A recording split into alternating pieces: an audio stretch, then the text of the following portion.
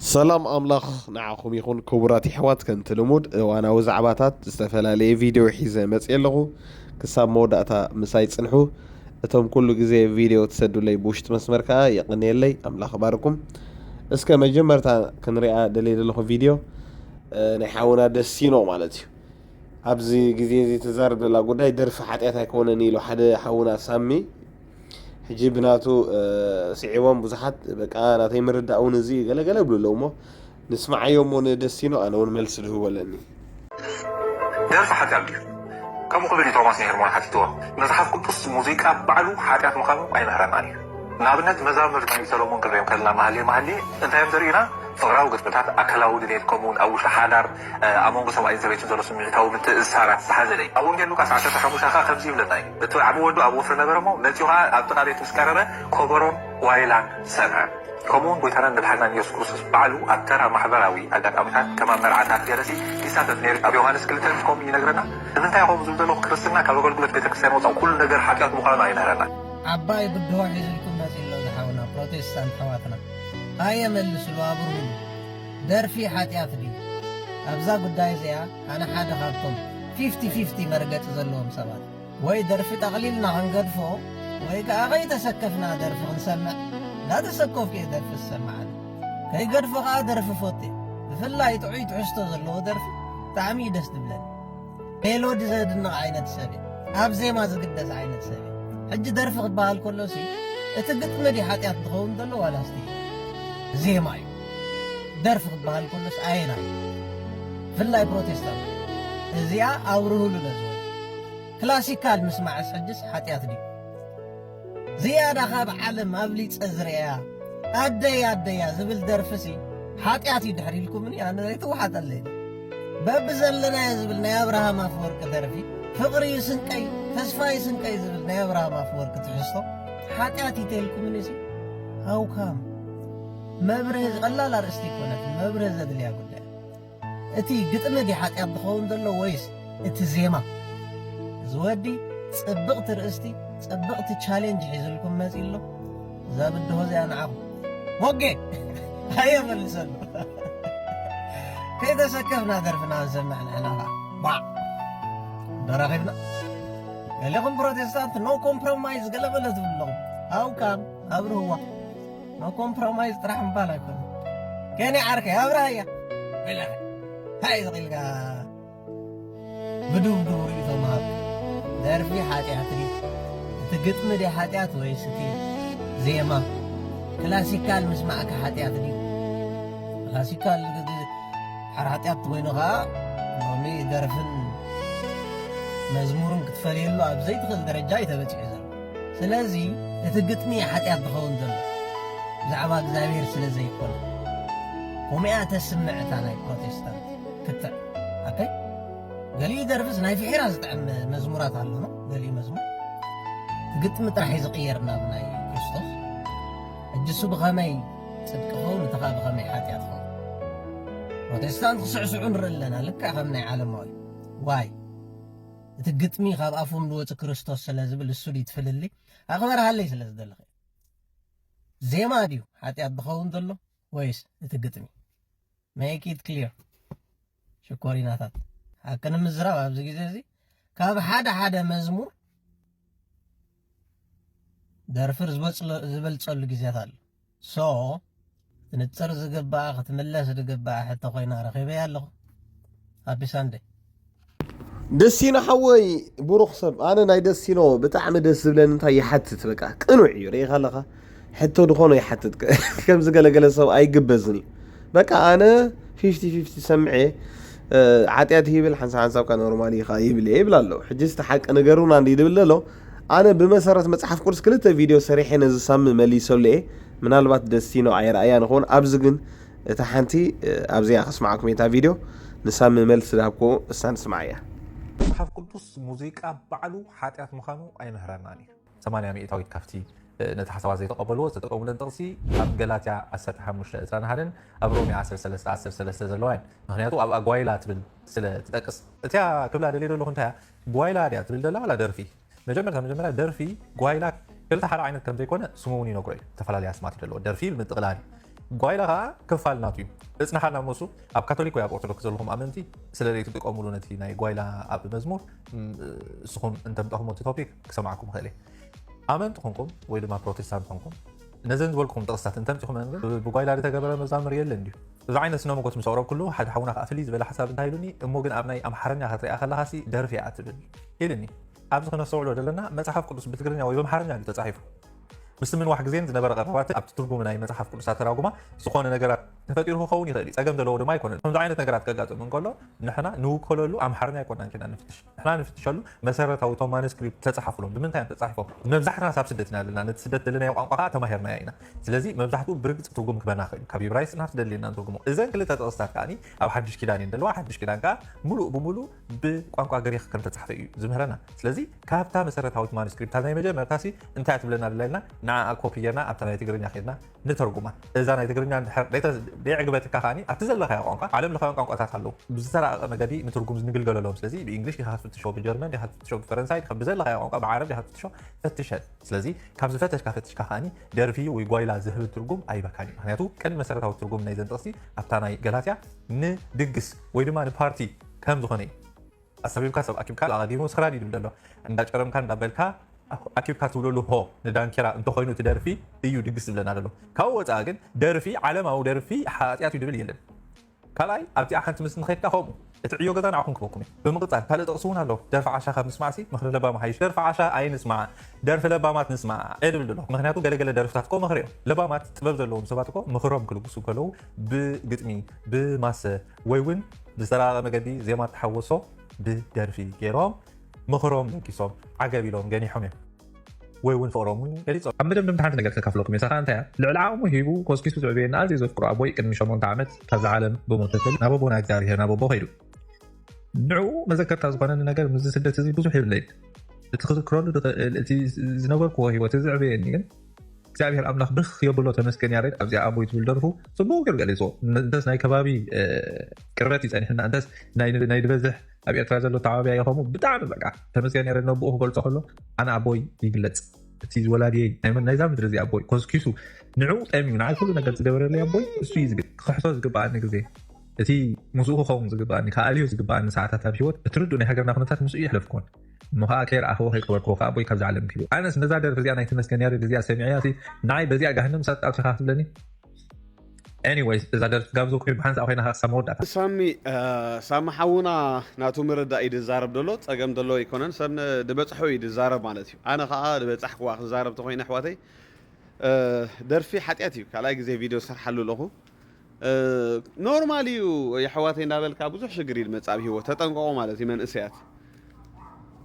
ኣብ ዓለም ዘሎ ናይ ዓለም ነገር ናይ ትፍተው እንድሕር ኢሉ ቃል ኣምላኽ ተወዲያ ካልእ ኮለል መለል ኣያድልኒ ማለት እዩ ነቦይ ንወለደይ ንሕዋተይ ንሓፍተይ ገለገል ዝበሃል ነገር የለን ምክንያቱ እንታይ መሲልኩም ኣብ መፅሓፍ ቅዱስ ንጉስ ብልጣሶር ዝበሃል ነይሩ ሲ ብናይ ቤተ መቅደስ ኣቕሓ ክሰቲ ኣምላኽ ርእይዎ ሲ ተቆጢዕዎ ምክንያቱ ናይ ቤተ መቅደስ ኣቕሓ ዝተፈለየ ቅዱስ ነገር እዩ ማንም ሰብ ኣይትንክፎን እዩ ኣብ ብሉይ ኪዳን ማለት እዩ ኣብ ሓድሽ ኪዳን ንሕና ቤተ መቅደስ ኣምላኽ ኢና ተባሂልና ኣለና ምሽ ንሕና ቤተ መቅደስ ኢና ስለዚ ኣፍ ናይ ቤተ መቅደስ ክልተ ነገር ከውፃእ ኣይክእልኒ በዚ ደርፊ በዚ መዝሙር ኣይክእልኒ ማለት እዩ ስለዚ ንሕና ክንዝምር ኢና ተፈቒድልና ኣሕዋተይ ኣብ መፅሓፍ ቅዱስ ብመንፈሳዊ ዜማ ንእግዚኣብሔር ኣምላኽ ዘምርሉ ንሓድሕድኩም መንፈሳዊ ቅኔ ጌርኩም እንታይ ኣምልኽዎ ባርኽዎ ዘምርሉ ገለገለ ዝብል ብዙሕ ጥቕስታት ኣሎ እዚ እኹል እዩ ማለት እዩ እቲ ጭብጢ ስለዚ ኣብ ዓለም ዘሎን ዓለምን ኣይትፍተውዋ ተይሉ ዓለማዊ ነገር ትገድፎ ማለት እዩ ፅቡቅ ቃላት ስለ ዘለዎ ሞ እንታይ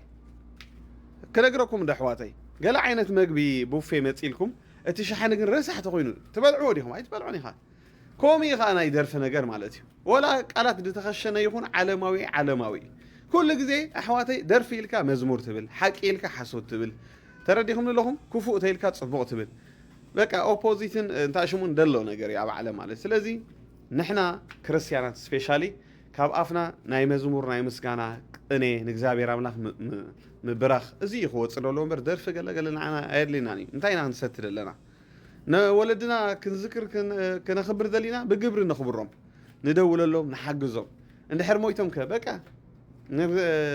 ዝግበር ነገር የለን ኩላትና ክንመውት ኢና ማለት እዩ ብፀሎት ከዓ ንሕግዞም ማለት እዩ ካብዚ ሓሊፉ ግን إذا نورمالي قال نجارات حواتي قص نابلنا بكالي دوستنا ترديهم لهم نورمالي كنت صبوا يتقالات قال نابلكا لو من أبو خاص درف ولا تسمع سمحنا حفت خاص درف تسمع شعون سبيت خاص سمع قص نابلا يدوسك منفس مالتي سلازي نحنا كريستيانات تخونا أبرتعنا ناب أملاح كنقرب نسألي ليتن معلتن قص إغزابير ندلي مالتي حق زربا يحواتي ناب أملاح بتاع مختصقع كل خاكو على ما ونتسندفن فنكا ياخد متس درفو بولو دراما بولو دعي أنا كم عدد زيتي نمعلت 4 معرفين ببنيرة متحف كل سكادم مالتي بتعم بقى زي على ما ندبنا نقر دراما ولا درفو ولا سمعوا ولا غسي كأجو يدبلنا بقى ولا أب تاكسي تسائل نحر درف تولعوا أجر بلني حجي مور مس أملاح كتقرب كلها على ما ونز نات صلاة خير خد خيد سلازي إذا نورمال زبل نقر حواتي عين كتلو خلاتنا أنا خم حوهم دمخركم مالتي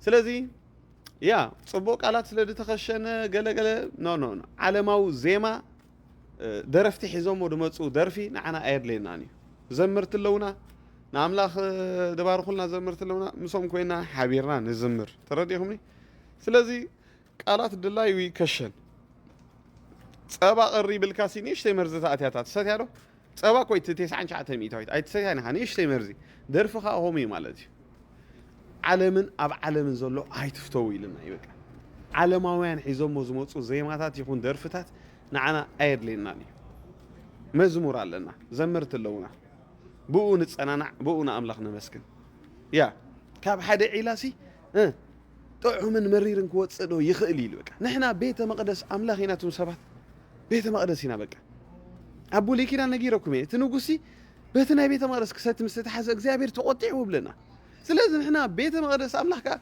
بزن ندرف بزن نزمر كما يزي أنت هواي هواري خمس دقابرة أمصلنا متحف كرسي أنت هواي هواري عيسي على ما ونتحيزو نورمالي دبلنا يلن نعنا بعد هواري باولس يلومنا أب إفيسون قالوا أب قولس يلو نحد حدكم نجزابير أملاك تقانا يلو ودسوا بارغوا زمور يم يلومنا خيرو نو سلازي نستوعل بذا قات أنا سامي نزل فيديو نحرقه زاتق نقبر نخلينا بزناي درف نجر نحر فقاد نيوين زاتق نقبر نخلينا أنا شجري ولا مهنياته بزحت من أسي أنا مجمع تقدمي تمال سرقة فيديو هم أنا حنت حتى ميسنجر سيدات لا يرى هونيرة قلبل تاي رأيته لك قال لكم إني رأيته كأيه بالهم على ذي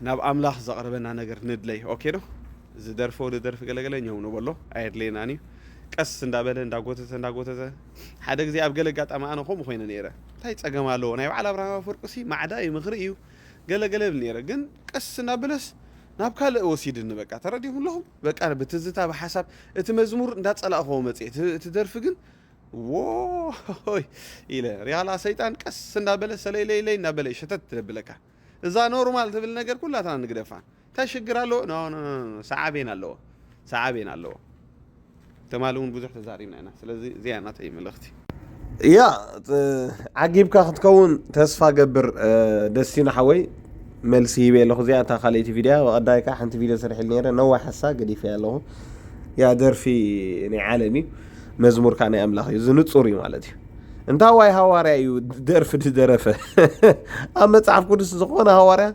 درف هيرانا ناملاخ كمسكنو ينارينا سلازي سبات كاب منفساونت እንዳደخمو خمصخلو كل ነገር ኖርማሊ እምዱሉ በቃ ምሻሎ ተحسቶ እንታይ ይሽግራሎ ገለ እንታይ ይሽግራሎ ኖ مس አምላኽ እንዳበርቲ ኢና ንقرب እዚ ደርፊ ገለ መለ خفنفنናይ ስለዚ ግቡእ መልሲ ይበለኹ ተስፋ ገብር እዚያ ተመሊሳት ልካትኮን ደሲና ሓወይ ንቀጽል መብዛሕቱ ግዜ ኣብ ሓዳር ዳኣተወ ወይ ብሰብኣያ ወይ ከኣብ ሰበይቱ ሕጉስ ዘይሙኻን ጥራይ ደይኮነስ እኹል ግዜ ዘይወሃቦ ወዲ ተባዕታይ ኣብዚ ኣጋጣሚ ደቂ ኣንስትዮ ክዛረዩ ዝኸለይት ፓርቲ ማለት በጃኻትክን ሰለስተ ግዜ ደጊመ እያ ንወዲ ተባዕታይ ዘጋጠመ የጋጥም ፀገም በዓራት ክትቀፅዓ መፈታንሲ ነግረክን ኣለኹ ኣብ ርእስኽን ዓበደል ተምፃለኽ ኣነ ጀስተምዕድ የደለኹ ምኩር نوي حمد دغلغلكم بزي إراز مالك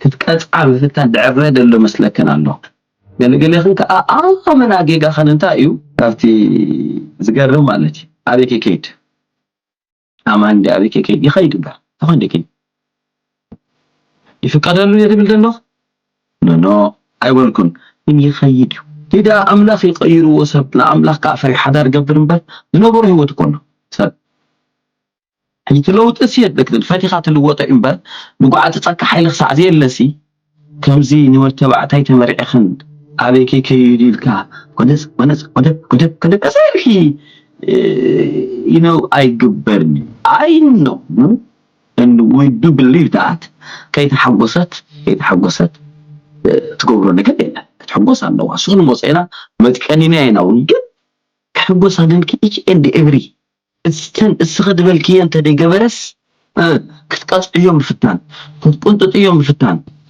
فبسان بزحات فرنا قلت دعاتو بزدو يوم اللي ينكر بحج أما أم كان أقول خير جنا سبوك سلف ساتسفاكشن نام فتان بوت متسال هذا حد إذا قلنا بيوستوخ الموسيقى نبزي تدلي تفاعل خوز صح ولا تعارفكم انت دلخيو انتو يتود تزاربات لك نبي قصمتي مسوي تصلو كل مصاينا تسعبين تبل كل مصاينا اديك تكون قادلو صعبين سويت هاو طال هاي فوتواني خل حاجه كي ترد اكنسير لك دلو سخنا غزي فتح مسيلك نحاور تصير عليه خلينا تبصاد الله اي قبني دك استحواتي سمعني اي قبن بخمسه اي قصعلي وتبعت وتبعتاي بسيكس مقطع مالت نحد سب كيبلعك 4 معلت ديوت بن خمر سريقو هم تبلع احمد خمس مو ساكن زي سيكستيل كأوه نقول ودي تبعتاي تملكوس امانني اذا تحكي معلومكم اسكروا زوم دلوم ودو كان دحنين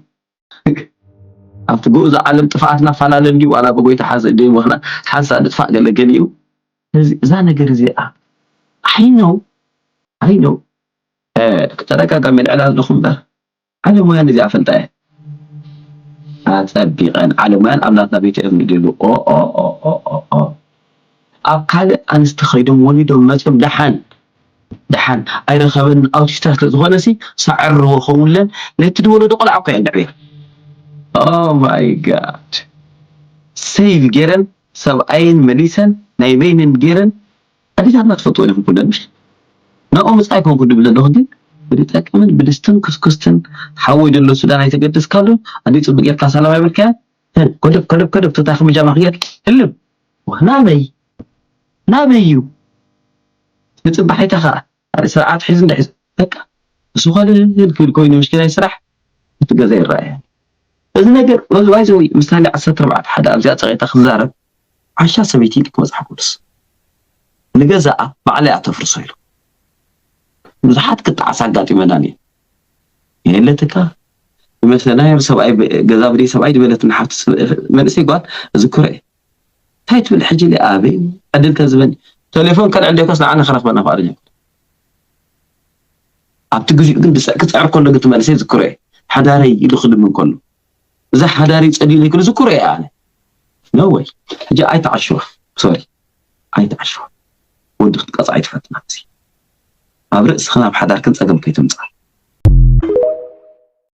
أورايا حنشم قويتا يبارخك زني حدار تمرتات بزوح فيديو حيزل لغو أبزخم تسألكم يخلوك زي اختبارك يخلوم نايب حكي نودتا عطايا بعرات من خلك على مالت بعلق بيتكم مفراس يعني أوالد زي سمعها بقى مالسي ودسي بسمعي تتمتي خلاص مخ قبر كبيديو ناب كالق قال كيدي خاتب لي دلخي ناب كالق اكيد اي سئني خاودي اندحر نسخ ابي خيوسي مالسي عودات هيكونون كوب دق وصيوم زموت لسرحو بغنزب عوالدين تردي خناني سلازنا تودي نخشرموط نخعول ناب كالق والد نخخيد دق تخفت لك مالتي اب عرات تخل ايو تخونك سلاز بزغنا انا بزح دمولو ايه بلين ابوسل حنشم صبو غيرو نصور ملسي يبلو قويتا عزيزو يبارك أبوسلي برتع اتصل أبقولنا خلنا جوها نخيد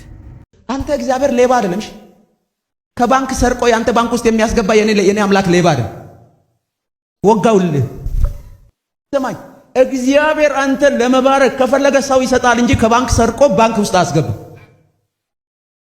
بجنب سماي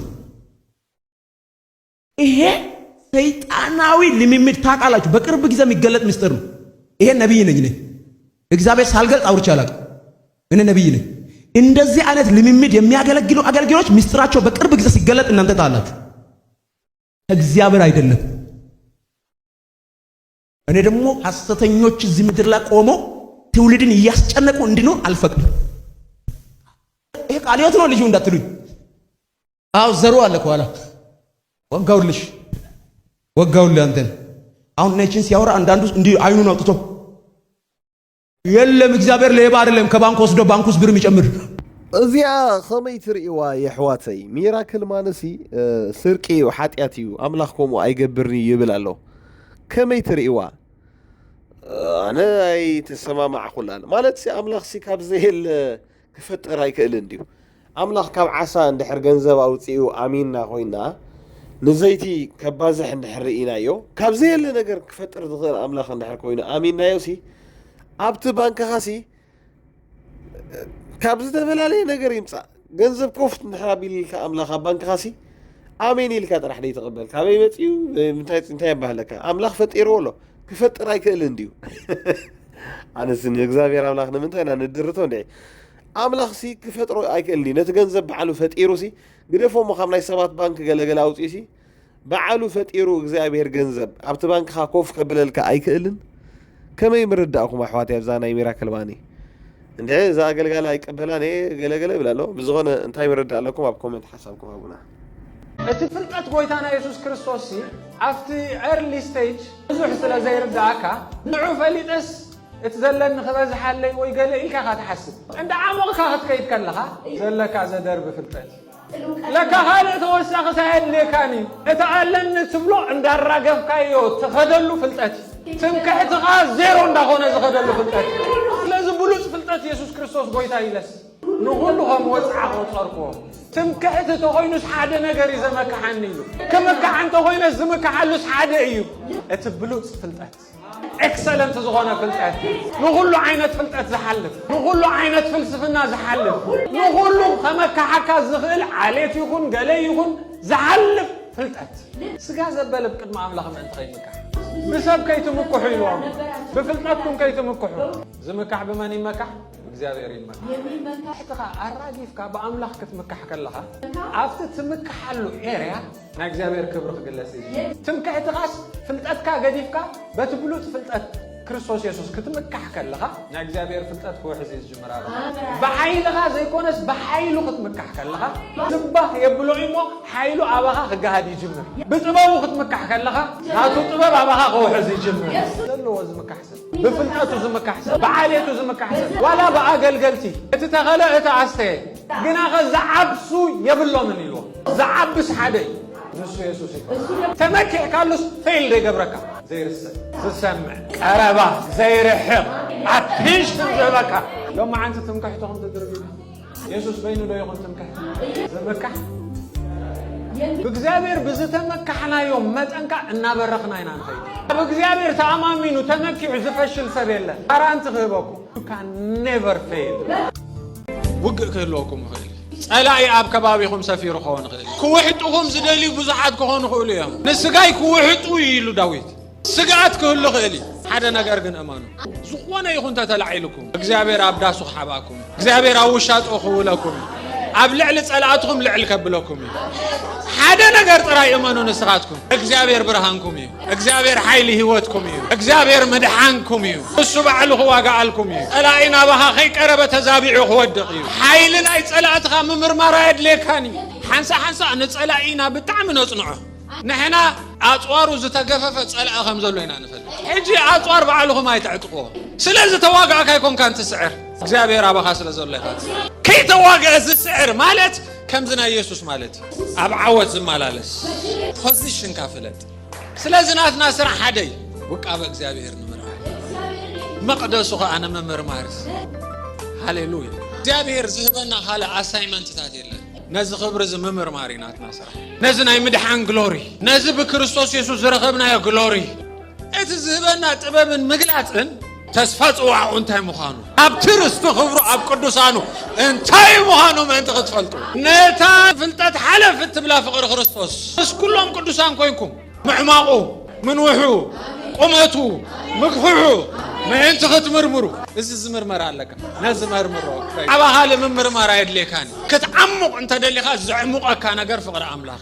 كتبرخ أنت دلي خاز زبرخ كفقر أملاخ كتسفح أنت دلي خاز تمرميرو زي ودا سفح فقر أملاخ صنعوا نجر أنت داخلي نهال وضع عمال أتمملاخ زبلك هذا نجر كملك كم فقد مالتي هذا نجر كقواس عصر كم فقد مالتي ملي هو عنده دايلنا بقى مولو بمولو تماسات سيرو مالتنا يسوس دايلو نجزابير أملاخك سجد نعبينها تجزع صحفيه خبرنا مالك لتسكدوا نستجزوا يخزن لها مالتي لكن نجزابير كنا ملوخو خلنا نجزابير كل انتنا أنا قواس عصر نفكر لنا بينها يا قويتا نبلو لنا قويتا مالت جزاء مالت ونانا مالت نقويتا اللورد تيلنا انت مالتي واناي مالتي زغزاني زقوص عصرني لله يزغبرني مالت لذي يسوع كريستوس قويتا مهانو بعفنا نغيرنا قويتا ناي مالت وانا ناي مالت وناني ناي مالت أملاخ يا عزيزو يباركو نكيدون حوي أنا أقول لك زي بتمرت بارخ وسك نايب حكي دقر مقلات صدلو قال حيزلنا إذا ما تصلوا thank you so much كيدون حوي برتع ولا تنصلوني ولا تبتعم بزعباي حماق زارو سبات انتهي عين فقر لني أنا أملاخان أقول مين زارو الله كل مقوي تخزر بالله I love them so much لتأقل قلتي بتعم حفا بيلو مايو لتأقل قلتي في تلفة مس كل سبكم زلا لا جيرو مايو سمايا كل عالمكم زوز جيرو زيهم حجي نجيهم كسألهم متصبين لهم نتهم فريقهم بقى نتشير مقبار فريقهم سألكم زلهم كذا فكركم زلهم خزي نتهم سمايا بقى نيو واقع مزلوس كسألهم متصبين خب عليهم ده يكون I love them so much حتى تأزازي كم أملاح استقبل كوي يمانه ها أبز منسرق تعوتهم كا صلاة خفكرت بهاي I love them أبكر مهيا أملاح زارب زلهم لما عدت ساعتهم كوفي لشخص تخلي نقولكم ولا أميديا بقى نو باستر زنات كايد أنا أيقبلني بقى زي خمزيخة صار خمزة عيد جاي يقول لازم السب كف يلخصم عقلي أنا شقري بالليل حالة عزيزة love your enemies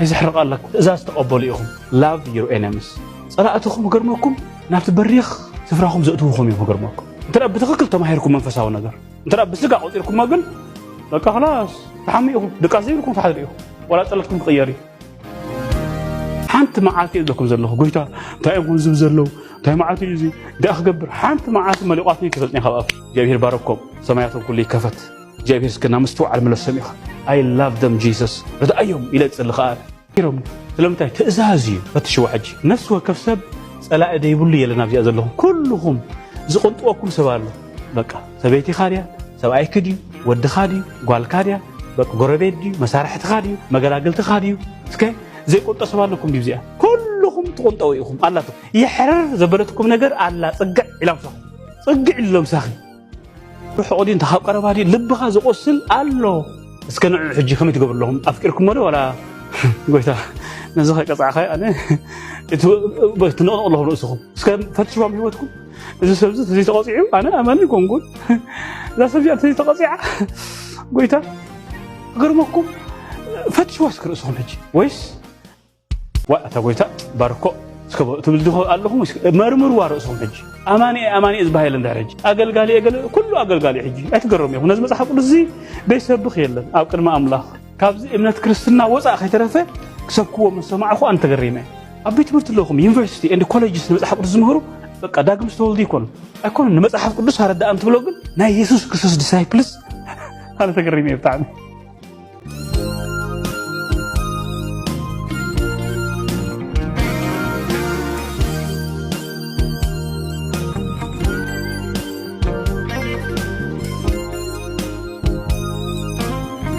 واه أنت ساعتكم بسرعة تكون تقولهم إليه جن كم سرح كم مهارين تقول لهم زلوا هجي تقصي يكون كم من باب زلوا تشجر نتي تنبوه زلوا خا تنوروا اللي خارج تحت هجي اسكي نفس وكم حسوا ياهم بقى تتقنطوكم زلوا حجي زقنطوكم زلوا اسكي حسب I love you سكبل أتوش تقوم وش مسؤول عبلكم زي كستحوي أنا بحكي إذا فتوى كاسكبل هي تحايل الرئة حجي تعاومهم الرئة اسكي ها استحوي فتوى كاسكبل كأجركم يهم زي غرمكم يفتوى كأي برجو اسكي استحوي فتوى كأي برجو يحرر بلكم زلوا سبسك تقصوا سمومه I love you أسمعون قوي تعجي ويقول لهم سكوريهم الله مثلا يفتوى كأي استحابتي فتوى كأي اسكبل واتاي يحرر بلكم زلوا سب تلامدوا كريستنا خمين بكاميرا سيلا واو زي كريستنا رأيكم لهم በቃ ዝነብ የማነሲ እንድዒ ኣነ ናይ ኣምላኽ ሰቢቶም ሰባት ሰይጣን ሕጅስ ከምዚ ክገብር ይኽእል ሰይጣን ሲ ንኣሕዋቱ ክፍቅር ይኽእል ፍቕሪ ክሰብኽ ይኽእል ሰይጣን በጃኹም ይጋገ ኢትልኩምና ክንሰምዓኩም ተደይኮነ ሓሳቡ ጠንቃሊ ገለገለ ሙሉእ ብሙሉእ ኣነ ይሰማማዕኒ ያ ከምዚኣ ትብዓት ዘለዎ ኣገልጋሊ ውሕድ እዩ ኣነ ምሰብ ጸላእተይ ወላሲ እንጀራ ክበልዕ ክእል ይብለካ ኣሎ ያ ብጣዕሚ ነብየ ማነ ማን ኦፍ ጋድ የኣምላኽ ሰብ እዩ ጎይታ ይባርኮ እታ ምንጭ ኢኻ ፈሊጥዋ ኣሎ ኣብ ክርስትና ኮ ክትዓቢ ተኾንካ ከተስፋሕፍሕ ተኾንካ ኮ በቃ እንሻሎ ኣብ ፍቕሪ ክትነብር ኣለካ ምክንያቱ ፍቕሪ ማእሰር ኩሉ እያ ጸላእትኻ ምፍቃር ኣሕዋተይ ሓያል እዩ ሓያል ኮ እዩ ሕማቕ ንዝሓሰብልካ ንዝጸላእካ ክተፍቅሮ ብጣዕሚ ከባድ እያ ግን ጸጋ ኣምላኽ የኽእል እዩ ነቢ ጆሽዋ እውን ኣብዛ ምድሪ ዝተዓወተ ብኸምኡ እዩ በቃ ጸላእቱ እንዳፍቀረ ሓንቲ መዓልቲ ሕማቕ ክምልስ ኣይረኣና ነቢ የማነ ወላ ነቢ ጆሽዋ ማለት እዩ እዚ ንባዕሉ ፍረ ናይ መንፈስ ቅዱስ እዩትም ሰባት ከምቲ ንስኻትኩም ትብልዎ ኣፍ ስለ ዘይብሉ ኣይኮነን ግን እቲኣ ናይ ኣምላኽ ነገር ስለ ድሓዘቶ እያ ስለዚ ደስ ይልንሉ ማለት ጽቡቕ ምስክርነት ተመልከቱት ምን እንደሚያደርግ በኢየሱስ ስም የምታደርገውን ነገር አቁም ለምን እኔን አትይዘኝም ነበር ብዙዎቻችሁን መናፍስት እንደ ዕቃቃ መጫወቻ ነው የሚቆጥሯችሁ እነርሱ የሚፈሩት ብርሃን ያለበትን ሰው ብቻ ነው ተመልክታችኋል የካሜራ ባለሙያውን የያዘበትን መንገድ በተመሳሳይ መንገድ ነው በመንፈሳዊ ዓለምም ህይወቱን የሚይዙት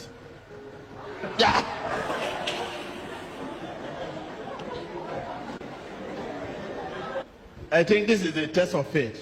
አሁን እምነታችን የሚፈተንበት ሰዓት ነው እኔ እምነት አለኝ በፍጹም አይዘኝም የምትሉ እስቲ ኑና ፊቱ ቁሙ ይሄው ናና ፊቱ ሄደ ቁም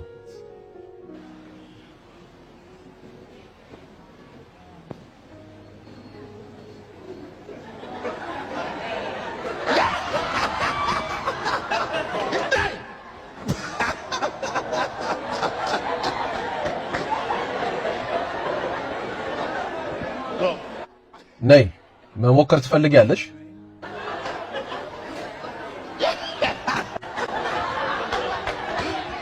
A mí no me tocas en el nombre de Cristo. በኢየሱስ ስም አዝሃለሁ በኢየሱስ ስም እከለክልሃለሁ በኢየሱስ ስም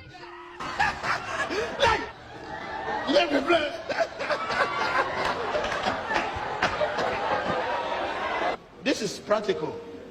This is what they need to do their study in theology school.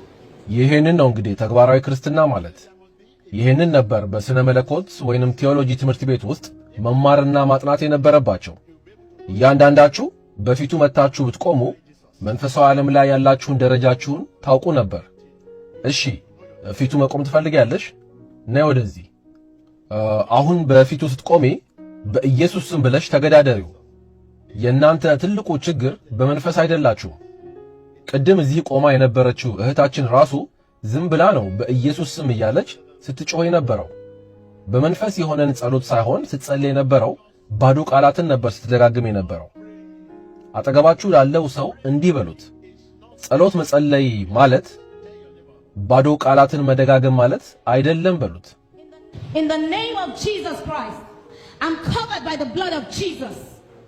In the name of Jesus Christ, ራሴን በኢየሱስ ደም ሸፍኛለሁ በኢየሱስ ክርስቶስ ስም ራሴን በኢየሱስ ደም ሸፍኛለሁ በኢየሱስ ክርስቶስ ስም ራሴን በኢየሱስ ደም ሸፍኛለሁ በኢየሱስ ክርስቶስ ስም ራሴን በኢየሱስ ደም ሸፍኛለሁ በኢየሱስ ክርስቶስ ስም ራሴን በኢየሱስ ደም ሸፍኛለሁ In the name of Jesus Christ, I am covered by the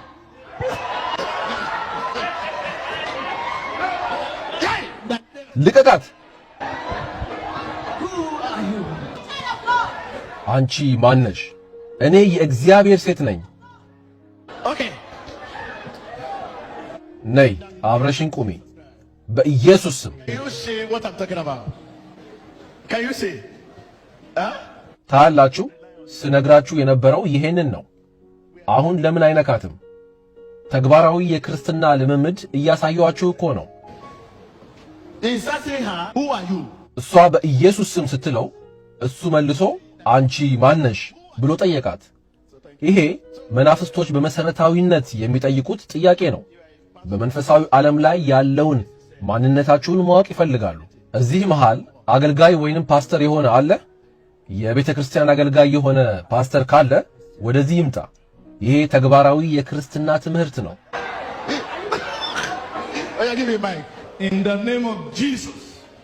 በኢየሱስ ስም፣ በኢየሱስ ክርስቶስ ስም፣ በኃያሉ ጌታ በኢየሱስ ክርስቶስ ስም In the mighty name of Jesus Christ. በኢየሱስ ስም In the name of Jesus. በኢየሱስ ስም In the name of Jesus Christ. ልቀቀኝ በኢየሱስ ስም ውጣ ውጣ በኢየሱስ ስም ተው አንተ በኢየሱስ ስም ልብሱን ልቀቅ። You see, praying is not saying words. አያችሁ ጸሎት መጸለይ ማለት ባዶ ቃላትን መደጋገም ማለት አይደለም። ኃይል ከናንተ የሚወጣው በመንፈስ የሆነን ጸሎት ስትጸልዩ እንጂ ፍሬ የሌላቸውን ባዶ ቃላትን ስትደጋግሙ አይደለም። እዚህ ያላችሁት በጠቅላላ ተሰባስባችሁ እዚህ ብትመጡና መንፈሱን እንዲወጣ ብታዙት በመንፈስ ያልሆነ ባዶ ቃላትን የምትደጋግሙ ከሆነ ሁላችሁንም ነው ዘሎ የሚይዛችሁ። ምክንያቱም እሱ በመንፈስ ስለሆነ። ይህንን አይነት ተግባራዊ ትምህርትን ነበር በስነ መለኮት ትምህርት ቤቶች ውስጥ መማር የነበረባችሁ። In the mighty name of Jesus Christ. በኃያሉ በኢየሱስ ክርስቶስ ስም ነፃነትህን አውጃለሁ። አንተ ክፉ መንፈስ ለቀህ ውጣ። አሁን ነፃ ሆነ። You are free. Watch your screen. See the young man looking strangely. ተመልከቱት። አሁን ከሌላኛው ዓለም ተመልሶ ነቅቷል። He seems to have found himself in another realm. Watch your screen. He's crying. ተመልከቱት። እያለቀሰ ነው። ፊቱ ሁሉ ተቀይሯል። ከዚህ በፊት ሰይጣን የዚህ ልጅ ሰውነት እንደ ቤተ መቅደስ ነበረ ይገለገልበት የነበረው። He's crying. Why are you crying? ለምንድን ነው የምታለቅሰው? የት እንዳለው ግራ ስለገባኝ ነው። የት እንዳለህ አላወቅም? ብዙ ሰዎች ላይ ጥቃት እንዳደረስክም አላወቅም? አላወቅኩም። እግዚአብሔር ስላዳነኝ አመሰግነዋለሁ። ኢየሱስ ማን ነው? የኔ ነፃ አውጪ ነው። Hallelujah. Can you say the lesson we have learned today? አያችሁ ዛሬ የተማርነውን ትምህርት ወደ ቤታችሁ ስትመለሱ ከዚህ በፊት ያልነበራችሁን ትልቅ ልምድን ቀስማችሁ ነው የምትመለሱት። በእምነትና በመንፈስ ካልሆነ በስተቀር በስሜትና በባዶ ቃላት መንፈሳዊ ነገሮችን መስራት እንደማይቻል አይታችኋል። ድገርም ናይ ነቢ ጆሹዋ ጸጋኮ ብጣዕሚ ርኢኻ ኣለኻ ገለገለ ኣጋንንቲ ገለገለ ቀልጢፎም ይወፅሎም ንገለገለና ከዓ ሙሉ መዓልቲ ስም ክንብል ኢና ንውዕል እንዳ ስም ንቕይራታ ገዛ ማለት እዩ። ሕጅስ ያ ድኻምካ ምእማን ጽቡቕ እዩ ኣሕዋተይ። ንሕና ክርስትያናት ኣብ ዘመን ዘለና ኣምላኽ ምሕረት ግበረልና መጃኹም ኣጋንንቲ ይትረፍ ከነውፅእ ሲ ነዛ ህይወትና ያ እግዚኣብሔር ይርዳእና። ብጣዕሚ ገሪም ንዛ ቪድዮ ምስ ረኣኽዋሲ ኣብ ነቢይ ጆሹዋ እንታይ ያሎ ፓወር ኣሎ በቃ ሪኻ ሓይሊ ኣሎ። ደገርም እዩ ደገርም ጸጋ እዩ ነይርዎ ነቢ ጆሹዋ። ኣምላኽ ዝባረኾነ ምድሪ ንቐጽል። ለሰው በቅንነት ሳትኖር የጸጋ ስጦታ ቢሰጥ ምን ታደርገዋለህ? ታውቃላችሁ ውጤቱ ከባድ ነው በእውነት። ብዙ ቤት ያሸጠዋሉ፣ ብዙዎችን ያስለቀሰዋሉ፣ ብዙዎችን ቁጭ ብድግ ያደርገዋሉ በተሰጣቸው የጸጋ ስጦታ። አይሆንም። ሰውን ለማገልገል እንጂ ለማስለቀስ አይደለም። ታውቃላችሁ ወንጌል የክርስቶስ ወንጌል። እሺ አሁን እዚህ ብዙዎች መጡ። የተሰበሰበው መባና አስራት እንደ ፒኮክ ብሽቀረቀረበት ለሁለት ነው የሚሰነጥቀኝ ነው። በእውነት ነው የምላችሁ በጣም ከባድ ነው። ስንት ጨለማ አለ ወንጌል ያልተደረሰበት። ኢየሱስ የሚለውን የማያውቁ ባይብል በእጃቸው ያልገባ ስንት መከሩ ብዙ እንደሆኑ እኔ አትሊስት በጾምና በጸሎቴ በትጋቴ እንዳደረኩት መስሎኝ ብኮራ በሰዎች ላይ ብሰለጥን ሰማያትን ይዘጋው። ምንም ነገር ቢያደርግ እግዚአብሔር ከወንጌል አንጻር ሰባ ሰገሎች መጡ። ለማርያምም ወርቅ ዕጣንና ከርቤ ለሕፃኑ አቀረቡ፣ ሰገዱለት። ወርቁን ምን አደረገችው ማርያም? ሎቲ፣ አምባር፣ ብራስሌት ትችላለች፣ ስጦታ ነው። አላደረገችው። ሞገስ ያላት የጌታ እናት የወርቁ ተሸጦ ለግብጽ የ3 ዓመት ክራይ ለወንጌል ነው አለችው። አየ በጸጥታ ኖረች። የተሰጣትን የወንጌል ኃላፊነት እስከ መጨረሻው አስተናገጀች። ድንቅ ነው። ሀብት ቢሰጠኝ፣ ዕውቀት ቢሰጠኝ፣ ውበት ቢሰጠኝ፣ በእጄ ላይ መከናወን ቢያደርግ ለምንድን ነው? ለሰው ጥቅም፣ ለወንጌል መስፋፋት ነው። አለቀ። እኔ ማረባ ነኝ፣ የታዘዝኩትን አደረኩ በሉ። አለቀ። ንጉሥ ሆይ ህልም ያየሁት የተረጎምኩት ከሰው በልጭ አይደለም። ለፈርዖን በግብጽ ላይ የሚደረገውን እግዚአብሔር ሊገልጥለት ወዶ ነው እንጂ። አስገራሚ ነው በእውነት። የፈለገ ህልም መተርጎምና ፍቺ ባውቅ ለህዝቡ ጥቅም በረሃብ እንዳይጠፋ እግዚአብሔር ስለወደደ ነው። ከሰው የተለየ ሆኜ አይደለም። ማኔ ቴቄል ፋሬስ ተርጉምልኝ ዳንኤል እተረጉምልሃለሁ ብራዘር። ስልጣንና ወርቅ ሰጣለሁ፣ ወርቁንም ስልጣኑንም ለሌላ ሰጠው። ከዚህ ጋር ታገናኘው።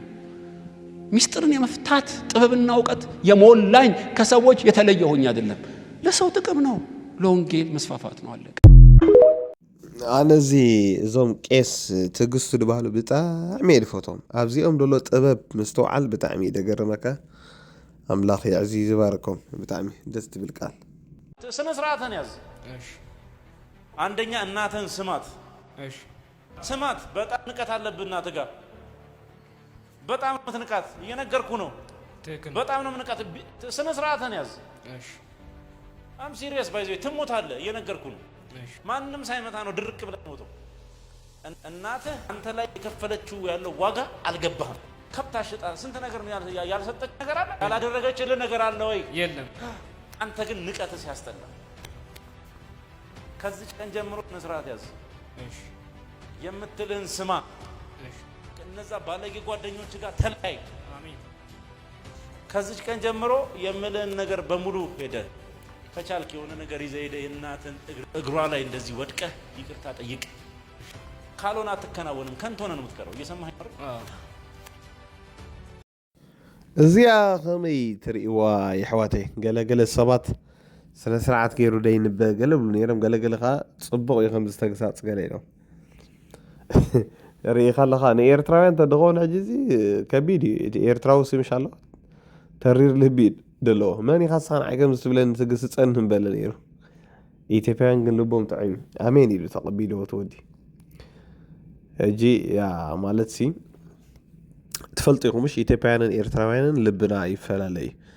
እዞም ኢትዮጵያውያን ኣብዚ ናይ ኣምላኽ ነገር ገለ ብጣዕሚ ቀረባ እዮም። ከምዚ ምሻሎ ተሪር ኣይኮነን ልቦም ተመላሳይ ልቢ እዩ ደለዎም። ሕጂ ንሓደ ኤርትራዊ ከምዚኣ ተድብሎ ግን ዝወዲ እቲ ኤርትራዊ መመለሰሉ ነይሩ።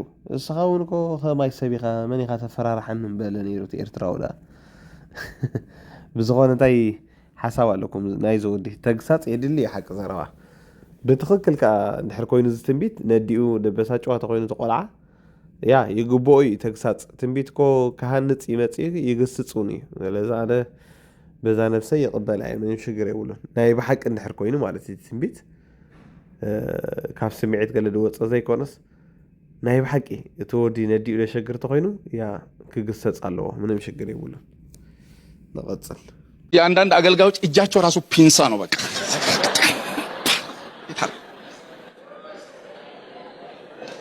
ፒንሳ ራሱ እንደዛ አንዳንድ ያሟልጫል ራሱ ፒንሳ ራሱ በጣም ያዘ። ወደዛ ገፋት፣ ወደዚህ ገፋ፣ ወደዛ ገፋ፣ ወደዚህ ገፋ። እኛ ቁጭ ብለናል። እኒህ እናት በጣም የሚያግዛቸው ሰው ጠፋ። አገልጋዮችም ተው እንጂ የሚል ጠፋ። እኔ እሺ እንግዳ ሆኜ በሰው ቤት ተው ማለት እችላለሁ? ቁጭ ብዬ እየሰማሁ ከዛ እየተገፋች ምን ያለች ቆየችና ለካ ጌታ ዘዴ ሰጣት። ሁለት እግሯን ከፈተችና እንደ ቦክሰኛ እንዲቆመች። ሁለት እግር ሰው ከከፈተ በቀላሉ ይወድቃል?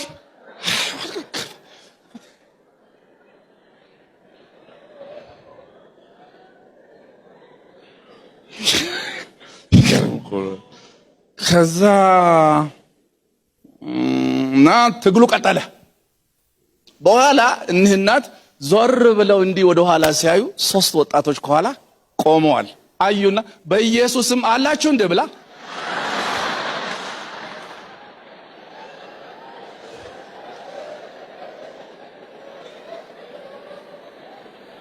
ተቀበሉና ላሻረጉ ነው። ከዛ በኋላ አገልጋዩ ክብር ስጡ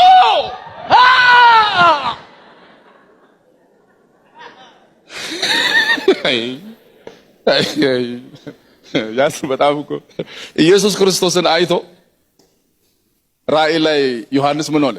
እንደሞተ ሰው ሆኞ ወደኩ ሲል ጌታ መጥቶ ምን አለ? ቀላል መሰልኩ እንደ ድሮን በደንብ የምታይ ምንድነው ብሏል ጌታ። ሰው ጥሎ እኮ የሚያቀራሩ ሰዎች አሉ።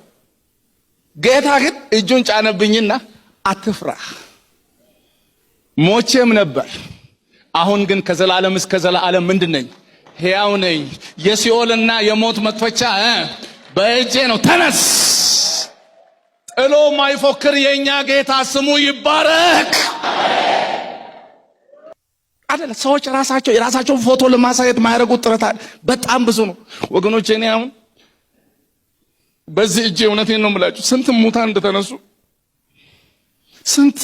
ስንት ተአምር ስንት እውር እንደበራ እውነቴን ነው የምላችሁ ስንት። እኔ አልናገርም፣ የጌታን ክብር መንካት አልፈልግም። አልተናገረም እዛ ምስክርነት ማር አይተስሐቀኒ ፒንሳ ኢሉ ያ ሓቂ ገለገላ አገልገል ትርኢ ከለኻ ብጣዕሚ ነቲ ሰብ የጨናንቆ እዮም ኢዶም ደፊኦም ቡዋ ፒንሳ ናይ ሓቂ ናይ ፒንሳ መንፈስ ይወጋእ። ሓደ ግዜ ሓደ ዓርከይ ነዊሕ እዩ ሜትሮ 96 ገለ ኸውን ይቐመቱ ብጣዕሚ ናይ ጂምናዚየም የገለ ነብሲ ክፅቦ ማለት እዩ። መስኪረ ጎይታ ከቐብሎ ኢለስ ናብ ኤፍቢአይ ቸርች ናይ ፓስተር ዳዊት ወሲደ ቀዳም ናይ ምንጋፍ ገለ መዓልቲ ነይሩ። ኣብዚ ቸርች ይብለካ ሓደ ዲያቆን ክፅልየሉ መፂ ነዚ ድብለኩም ዘለኹ ሓውና ኢዱ ኣብ ርእሱ እንዲ ገይሩሉ ሕጂ ይደፎ እዚ ከዓ ምውዳቕ ኣብዮ እዚ ናይ ጂምናዚየም ክልቲኡ እግሩ ጋሕቲኑ ከምዚኦም ፓስተር ዛረበ ፀርሖ ክልተ እግሩ ጋሕቲኑ ደው ናይ ጂምናዚየም ከዓ እሱ ምውዳቕ ኣብዮ ሽዑ መወዳእታ ገዲፎ ተስፋ ቆሪፁ ኸይዱ ድሓር ካብቲ ቸርች ምስ ወፃና እዋይ ጴንጠ ኢልኒ ኣነ ጎይታ ቀበል ዝኽርክስ ሸረር ከተወጋዓና ሓሲብክን ኢልኒ ኣነ ኩሉ ግዜ ድስሓቕታ ክስታይ ክዝክራ ከለኹታ ሽዑ ነበረት ህሞት ክንደይ ሰብ ቆይ ተሰናኺሉ ካብዚ ናይ ጴንጣ ዓለም ክንደይ ናይ መንፈስ ቅዱስ ዘይኮነ ምልምማድ እንዳኣተወ ክንደይ ሰብ ተሸጊሩ ብዝኾነ ናይ ሎማዓንቲ መደብና ኣብዚ ክንውዲእ ኢና። ያ ሃናፅ ኮሜንትታትኩም ኣብ ኮሜንት ኣቐምጡለይ። ከምቲ ልሙድ መዝሙር እናሰማዕና ፕሮግራምና ንወድእ።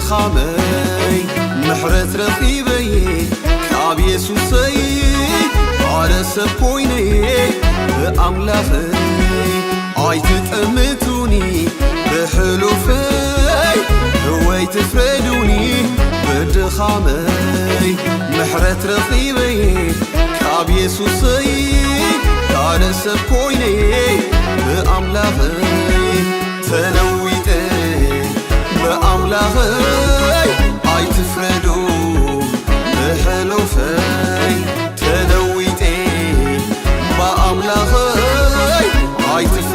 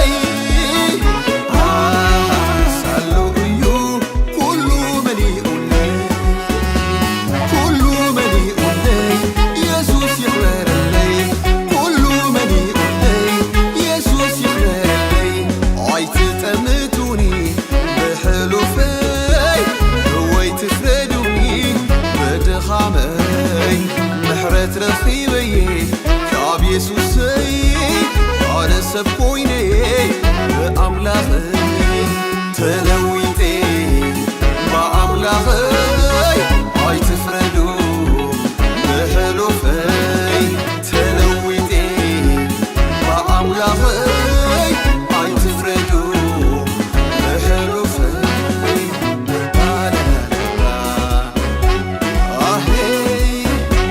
ተለዊጡ ታሪኸይ ብየሱስ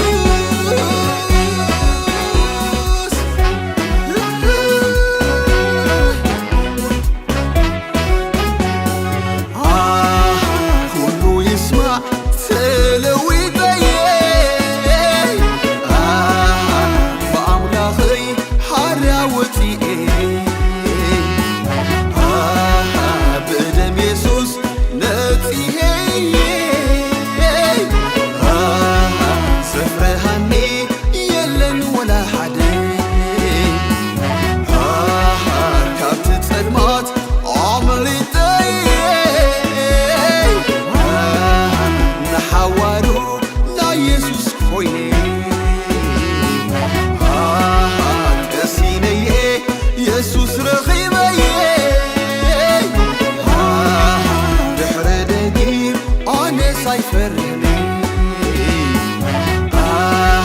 ንዘመናት ሓይለይ ዝበልዐ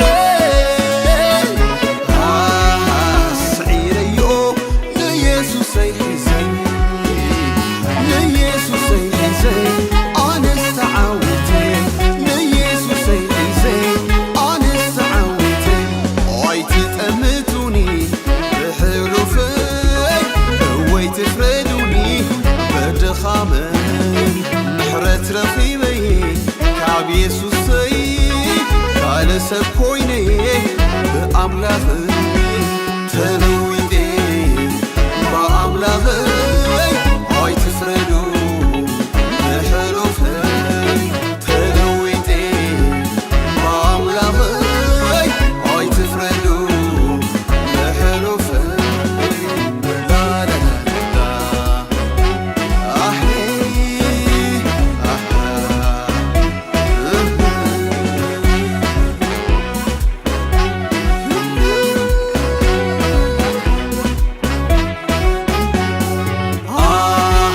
ሰጊረዮ ንኹሉ ጸበባ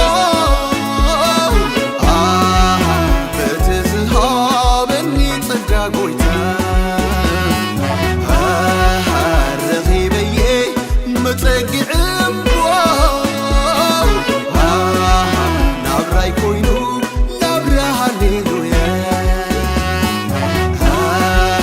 ክነግሬ መድሓናይ ዝጐይታ ሳሉ እምድያ ህይወተይ ዓሪፋ ተሓሪፉ ኩሉ ምድረ በዳ